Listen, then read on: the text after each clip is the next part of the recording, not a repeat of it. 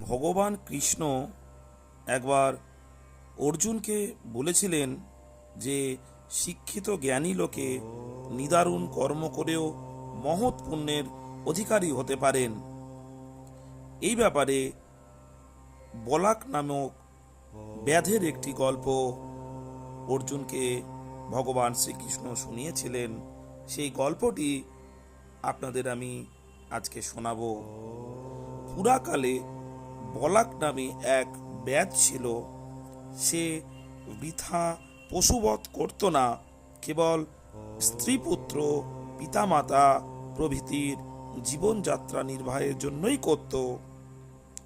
একদা সে বনে গিয়ে কোনো মৃগ পেল না। অবশেষে সে দেখল একটি সাপদ জলপান করছে।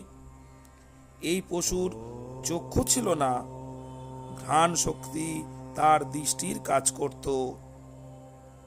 বলাক সেই অদৃষ্টপূর্ব অন্ধ পশুকে বধ করলে আকাশ থেকে তার মাথায় পুষ্পবৃষ্টি হলো। তারপর সেই ব্যাধকে স্বর্গে নিয়ে যাওয়ার জন্য একটি মনোরম বিমান এলো। তাতে অপ্সরারা গীতবাদ্য করছিল। সেই পশু সমস্ত প্রাণী বিনষ্ট করে অভীষ্ট বর পেয়েছিল, কিন্তু ব্রহ্মা তাকে অন্ধ করে দেন। সেই সর্ব প্রাণী হিংসক সাপদকে বধ করে বলাক স্বর্গে গিয়েছিলেন।